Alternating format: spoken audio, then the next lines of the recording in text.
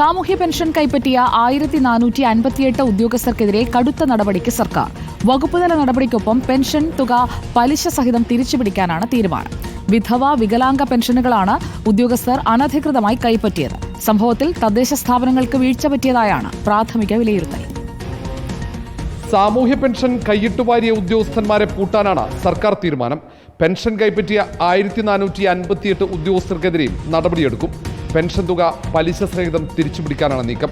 ആദ്യഘട്ടത്തിൽ ഇവർക്ക് നോട്ടീസ് അയക്കാനും തീരുമാനിച്ചിട്ടുണ്ട്. സേവന സ്പാർക്ക് സോഫ്റ്റ്വെയറുകൾ താരതമ്യപ്പെടുത്തിയപ്പോഴാണ് പെൻഷൻ തട്ടിപ്പ് കണ്ടെത്തിയത്. സ്പാർക്കിലൂടെ നമുക്കിത് മനസ്സിലാക്കിയപ്പോഴാണ് ഇങ്ങനെ ഗൗരവമായിട്ടുള്ളൊരു പ്രശ്നമുണ്ട് എന്ന് മനസ്സിലാക്കിയത്. അപ്പോൾ സാധാരണ നിലയിൽ ഒരു അധിക തുക കൈപ്പറ്റിയാൽ ആ തുക തെറ്റായി പറ്റിയതാണെങ്കിൽ അത് സർക്കാരിലേക്ക് തിരിച്ചടക്കുക എന്നുള്ളതാണ് വകുപ്പ്. പക്ഷേ ഇതതിൽ നിർത്താൻ പറ്റുന്നതല്ല. ഇതൊരു ഗുരുതരമായിട്ടുള്ള കുറ്റമാണ്. കാരണം കേരളം ഇങ്ങനെ ഒരു പ്രതിസന്ധി അഭിസംബോധന ചെയ്യുന്നൊരു ഘട്ടത്തിൽ ഉത്തരവാദിത്തപ്പെട്ട ഉദ്യോഗസ്ഥന്മാർ അറിഞ്ഞാണ് അങ്ങനെ ഒരു തെറ്റ് ചെയ്തതെങ്കിൽ അതുമായി ബന്ധപ്പെട്ട കർശനമായ നടപടിക്ക് ബന്ധപ്പെട്ട ഡിപ്പാർട്ട്മെന്റുകൾക്ക് നിർദ്ദേശം കൊടുക്കും. ധനമന്ത്രി കെ.എൻ. ബാലഗോപാലിന്റെ നിർദ്ദേശത്തെ തുടർന്ന് അന്വേഷണം തുടങ്ങി.